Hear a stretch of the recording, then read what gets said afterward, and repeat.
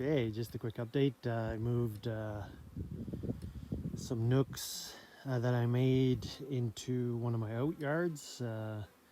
This one here is usually my honey producer, but just to give you a status, so I had one super strong colony that I actually split 4 ways. The other part of that colony is in my main yard.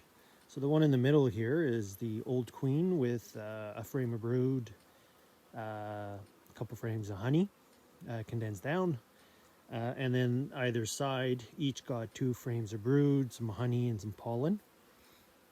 And what I'm going to do now is I've got my queens just came in, so you can see 2 cages there. So I'm going to introduce, not release, but the queen to these 2 boxes. And then I've got 2 more queens that I will be putting basically in my main yard. So yeah, and I'll explain the main yard and do. So one interesting. So I just put the cages on top, and you can see the bees are already interested in these queens. They can probably smell the pheromones. The old queen is still alive, but she was I guess a drone layer. Probably 50-50 worker to drone ratio, and I just kept her just as a backup for now, but I'll probably put a Saskatraz queen in there a bit later when they become available. Yeah, so she did lay a beast of a nest, I guess, after putting that pollen patty in early April, because the box was just jam-packed with bees. So I was able to, like I said, get 4 decent splits out of it. And yeah, I'll make up my numbers. Hopefully these queens get accepted. They're actually buckfast. They're imported from Italy, and I know I said last time that I wouldn't use import queens, but it's all that was available short notice, and I needed queens pronto, so let's see how it goes. And they've got the European cages there, so I actually quite like those cages. And like I typically do, what I'll do is let's see if it'll fit upside down on here. It's a bit too tall, so what I'll do is I'll just squeeze it in there. I'll move some of these frames over. Yeah, so I'll just put it in the center. Not much room there, but let's see. A little bit excitable. This colony, when it was whole, was kind of bouncy, so lots of bouncing bees. So it might take a while for them to accept her, so I'm going to leave her on there for a few days, probably 4 or 5 days before I release her.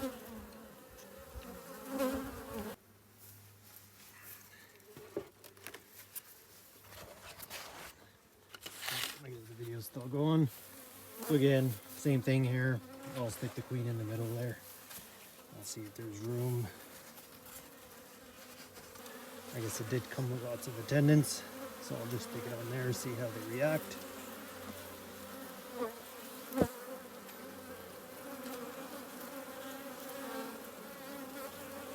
So they've been queenless for 2 days. And I guess before I do release her, I will do a swarm cell check just to make sure they didn't have any eggs to convert. So this is not too bad. They're not hoarding the cage. So I'm hoping the next time they come they're less energetic. But yeah, it should be fine.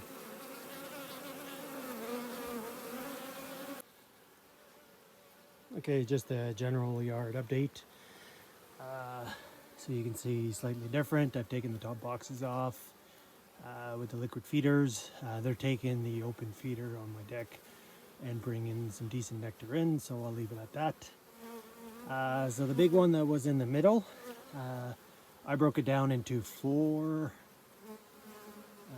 let's see, 4 nucs. So in there, I think it's downsized. I think there's 5 frames in there.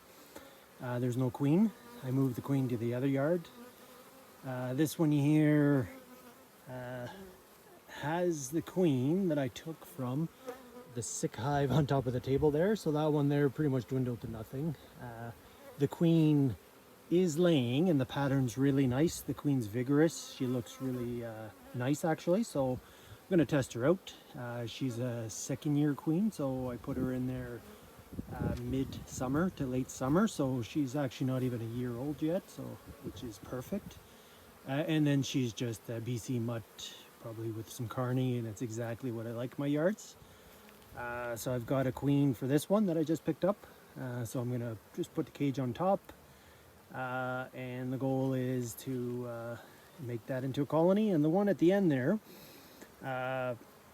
not sure if you remember, but I had a video where I found a dead queen out front. I thought it was for the far colony, but is actually the 3rd colony that is right there. And then I was noticing multiple eggs and cells and off-centered eggs and some drone brood and a few different things, and I was like, do I have a laying worker? So I thought I had a laying worker, but yesterday when I was coming to break it up and basically break it up and take half, put it on top of this one with a screen so that they would basically work out the laying worker issue, and then put the other half on this one. While we were doing that, I guess my partner noticed a queen, a small queen with an egg sticking out. And so I did notice eggs in there, so she is laying. And then I did the numbers. I'll post, I guess, an image of my calculation of trying to figure out if she was mated, if it was actually possible.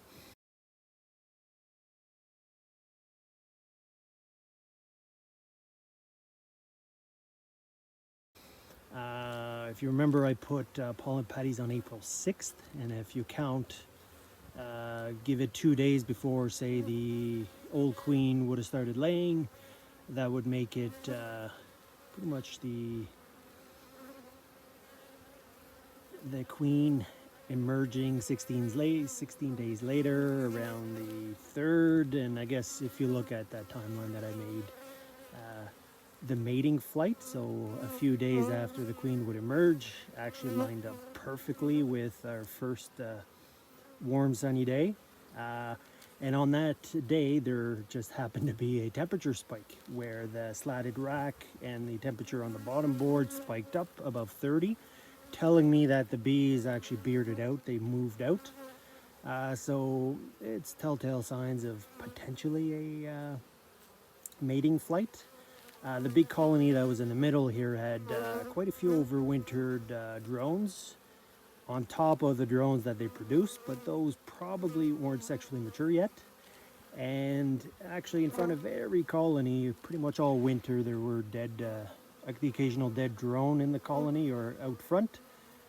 So that tells me that there was probably some drones overwintering in there. So, which is good. So what I'm going to do now is I'm going to go have a look at the queen on the far end, see how she's doing. If I didn't damage her during my ordeal yesterday or the day before yesterday. And if not, I just built myself a nook box. So what I'll do is I'll take half of that with the queen, because I'm not sure if she's well mated or not. And what I'm going to do is I'm going to move her to my 3rd out yard, just so that the queen, and then I can monitor how well she's doing. But I'll take probably a brood frame out of that and some honey frames and some pollen, and I'll stick it in there, and then I'll go move her to that other yard. So just to see how that goes. So that's the plan right now, and I'll do that fairly quick. So I'll start by quickly introducing the queen here so the bees can meet their new potential queen. So it's a Buckfast from Italy, orange marked from this season. So hopefully she does well.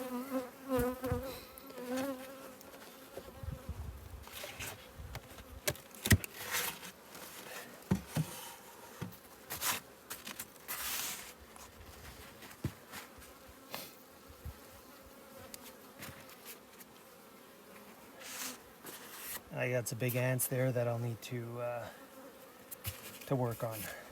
So the bees are trying to get out, so let's coax these girls away. Okay.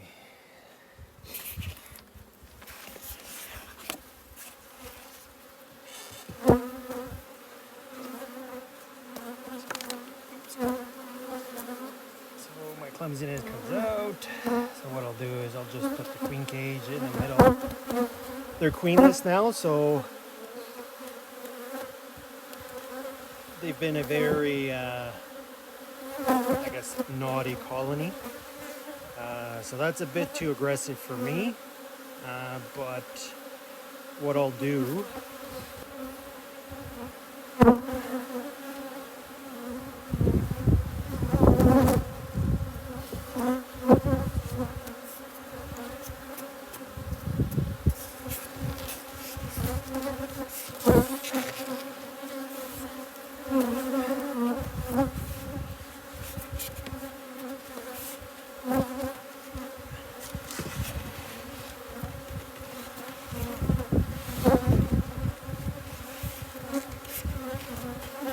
more flying around than trying to sting me, but if I didn't have my veil on, they'd be bouncing on my face.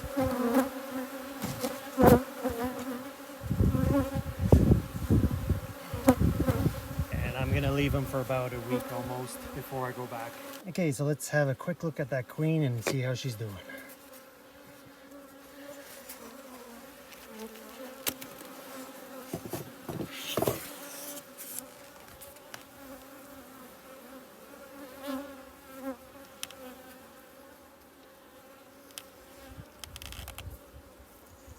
She's pretty small, so I'll have to really look out for her.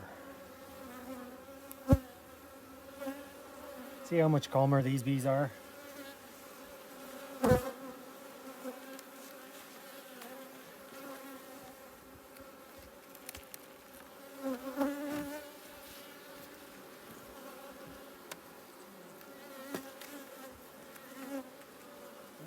it's a nice little frame.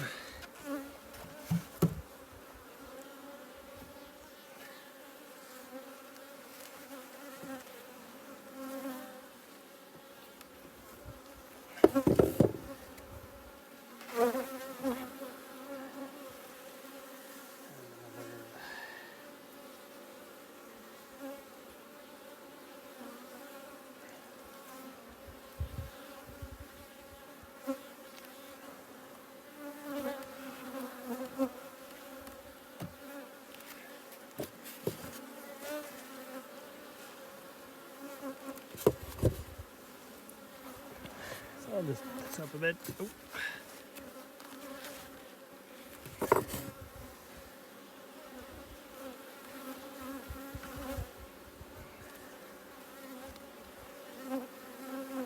There's a nice pollen frame, so if I do find the queen, I'll move this over. So I think the last two frames I pulled out are the ones I'm going to move over.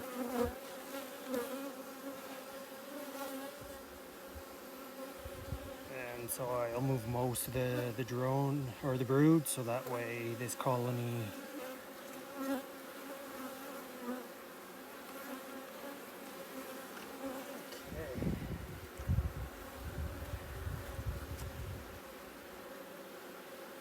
See, like I was saying, there's drone brood here, so it's not a very nice pattern. There is worker drone or worker patterns, but I don't think she's fully mated. Hence the reason I don't want to leave her in here too long. So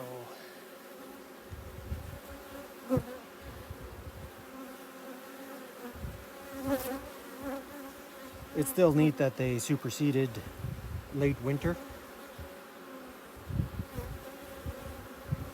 And like I was saying, it wouldn't have been possible without me putting the pollen patties and getting some fresh brood in there so that they could actually create a supersedure cell and find an egg, suitable egg for it.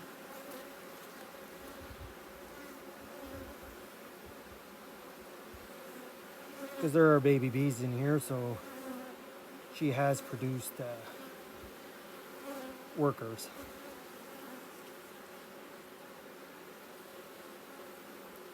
And these young queens are usually these stealth queens, extremely fast and able to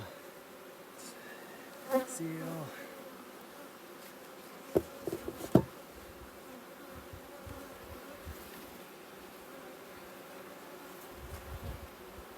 No brood. Oh, there's the queen right there. So she's going in a nook box. So let's see, it's here. Not very big, but not so small. So we'll see how she does.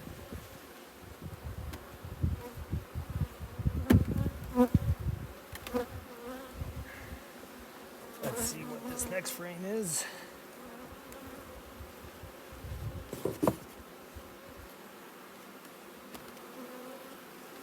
Okay, it's a honey frame, so we'll just put that right there.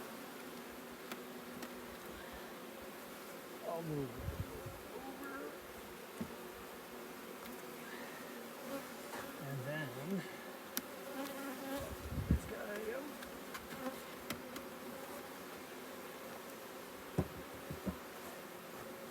And I'll move these frames.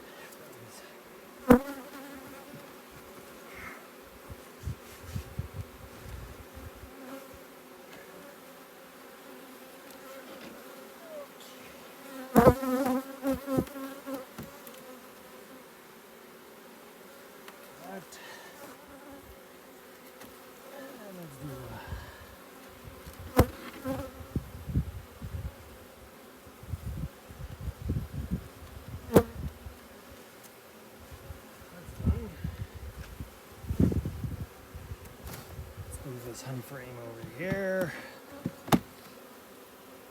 Brood.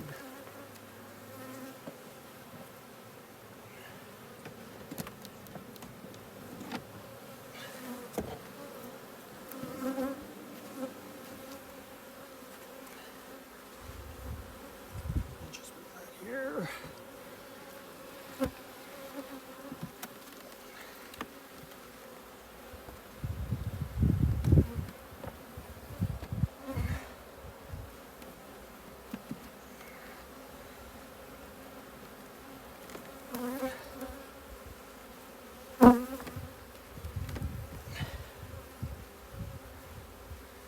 Not a massive nook, but with the returning foragers, it should be fine. There's a brood frame.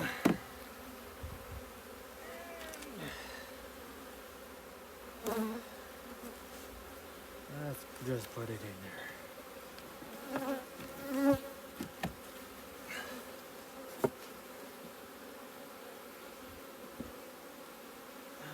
So let's make them queenless for a bit, and then I'll come back and put the queen.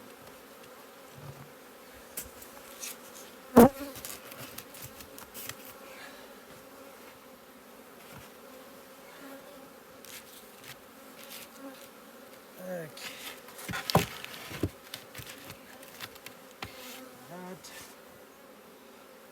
That up.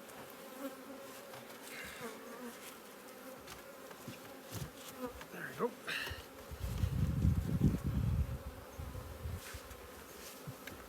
I don't have a very far place to go there, so I put a little vent hole on top, and the bottom there is not super tight, so should be air. It should be fine for some ventilation. So I've got about a 4 or 5 kilometer drive to do.